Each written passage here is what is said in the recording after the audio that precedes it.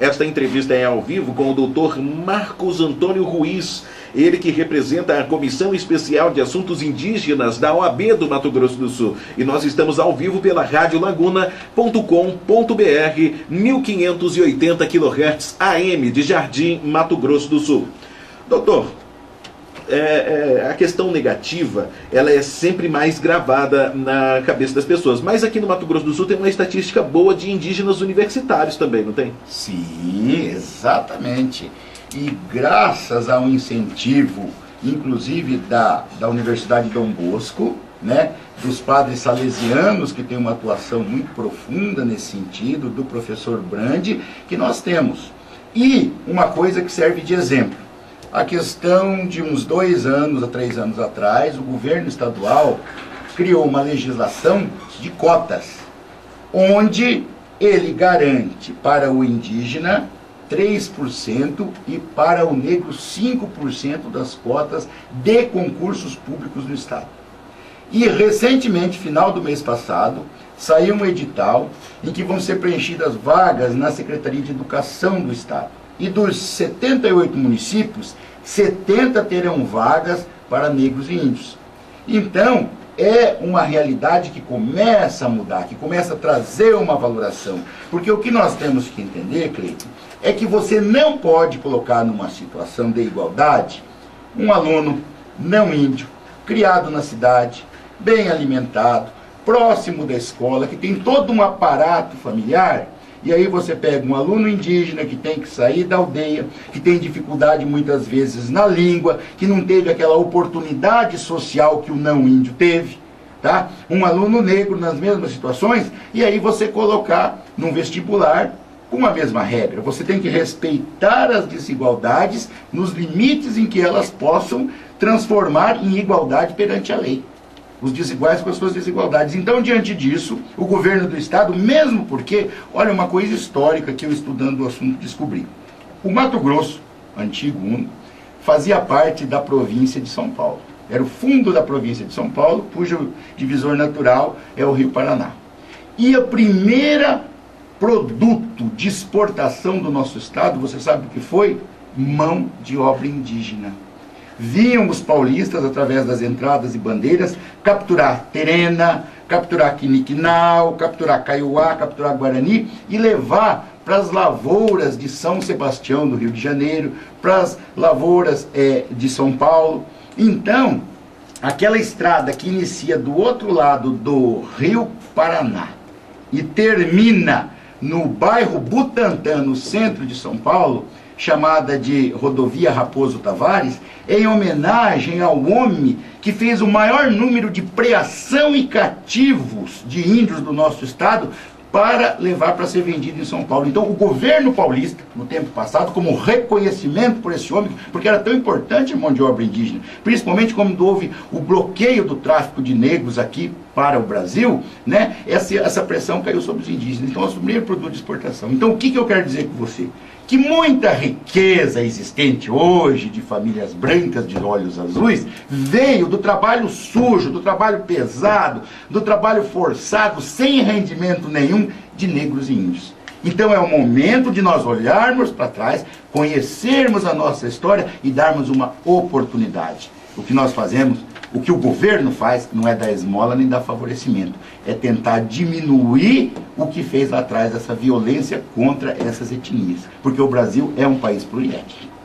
Faltam 10 minutos para o meio-dia, nós estamos aqui na Rádio Laguna ao vivo.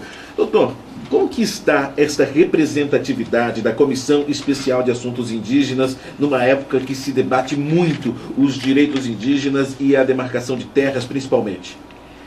Você vê, Cleito, que nós temos a nossa presidente, que é a doutora Sâmia Jordi Barbieri, que por 2 vezes nos últimos anos foi convidada para palestrar na ONU sobre a questão do nosso estado. Essa comissão surgiu na época em que presidente da OAB era o Dr. Fábio Tradi. Inclusive, Jardim tem uma posição de destaque na criação dessa comissão, porque o Dr. Fábio Tradi veio para instalar, dar posse à diretoria da OAB local aqui de Jardim, e na época estava havendo ameaças a uma liderança indígena da aldeia Curuçuambá, no município de Coronel Sapucaia. Se chamava Ortiz Lopes. Esse Ortiz Lopes foi até Campo Grande, conversou com ele, levou um pequeno papel escrito dizendo das ameaças que ele estava sofrendo. Aí o Fábio veio e me chamou e falou: Marcos, eu tive aqui com esse caso, será que isso aqui é real? Porque ninguém toma providência, delegados que não ligam, não existe juiz na comarca, tudo depende de outra cidade. Como que fica essa situação? Quando foi 15 dias depois que esse índio esteve em Campo Grande pedindo essa proteção, ele foi assassinado. Aí, o doutor Fábio Tradi entendeu dessa necessidade, ele conseguiu captar a grandiosidade do problema, que até então ele, como morador de Campo Grande, que por sinal é uma capital que eu não sei se você sabe, tem residindo hoje cerca de 8 mil indígenas, tem 4 aldeias urbanas, né, 2 inclusive foram criadas na época que o nosso governador André Putinelli era prefeito, né, que é a Marçal de Souza, Tarsila do Amaral, a Água Boa e a Darcy Ribeiro. 4 aldeias urbanas dentro de Campo Grande. Campo Grande acho que tem o mesmo nome de índio que tem em Niuaque, se não tiver mais. Em Niuaque não sei se tem 8 mil tenentes. Então, diante dessa situação, ele quando esteve aqui para dar posse, e diante desse fato, ele falou: eu vou aqui criar, faço uma promessa solene perante a sociedade jardinense, de convidar Caraí e Baretê para estar junto de mim e criarmos essa comissão, que é a única do país. E nós temos conseguido sim um diálogo muito grande com o Ministério Público Federal, com o TRT, Tribunal Regional do Trabalho. Inclusive, na Semana do Índio desse ano, nós conseguimos, com a Justiça do Trabalho, imprimir folders e livretos. Até gostaria de te presentear com livretos na língua terena e na língua Guarani Kaiowá, informando os direitos trabalhistas.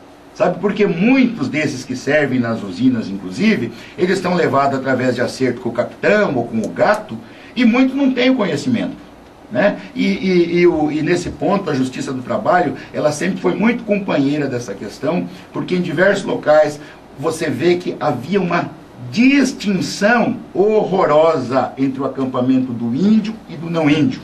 A comida servida para o índio e para o não índio. A comida do não índio vinha bonitinho, no marmitex, com o garfo e faca separado. A comida do índio era feita em panelão, às vezes até usando esses recipientes para óleo, para graxa de 20 litros, cozinhando ali.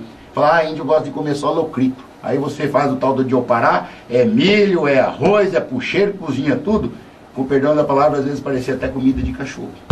Sabe? Então, esse tipo de situação, a Justiça do Trabalho, quando havendo essas denúncias, ela vai atrás e tem buscado com que se respeite as leis e os tratados que o Brasil tem, inclusive de cunho internacional, como da OIT, que foi reforçado pelo governo Lula no tratamento das populações indígenas brasileiras.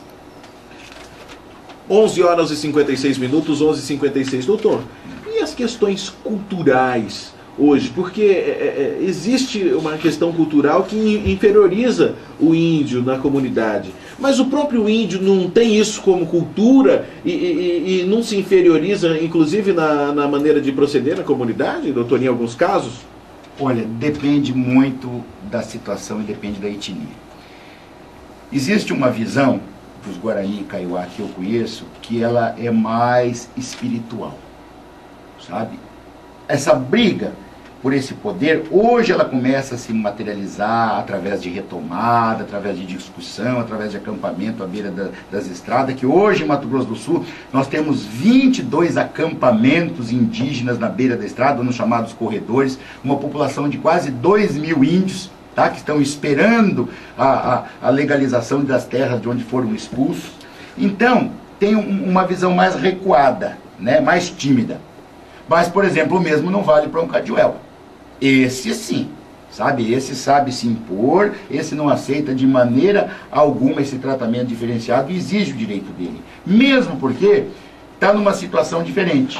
Hoje, graças à Guerra do Paraguai, graças a eles terem hoje ficado tão poucos, hoje são menos de 2 mil Cadiuel, por quê? Porque na época do Paraguai, quem peitou, quem auxiliou, quem serviu na linha de frente, quem foi bucha de canhão, foram eles. e do outro lado, os Guarani no Paraguai. Então isso diminuiu muito o número de índios, né? Mas garantiu a posse da terra, que hoje são 535 mil hectares, e essa é a maior área fora da Amazônia legal de terra indígena. Tá? E por que eles não sofreram essa pressão que os Guarani e Kaiowá sofreram na região de Dourados, de Amambai? Porque a terra de Pantanal não é terra agricultável. E os fazendeiros, então, quando chegam, eles chegam numa situação de necessidade. É o fazendeiro pedindo para o índio, para que o índio lhe arrende a fazenda para ele pôr o gado dele. Então, é um jogo de poder diferenciado. Mas isso é muito cultural. Eu vejo com a questão do Chavante, por exemplo, do Mato Grosso. Os Chavante, eles têm uma preocupação com a preservação da cultura, que se uma mulher Chavante gosta de um não índio, eles não impedem que case, que leve adiante relacionamento. Mas ela é obrigada a sair da aldeia. Eles não aceitam. Enquanto que em outros grupos, a vinda de não índio era tida assim como uma espécie de um presente. Fala, pô, ele vai ser o meu genro, falava o pai da Índia, né? Ou o irmão, ele vai ser o meu cunhado, e eu vou me beneficiar, porque o cara tem um acesso na sociedade, o cara tem casa, o cara tem voz e tem vez, que eu não tenho, sabe? Então, isso é muito diferenciado.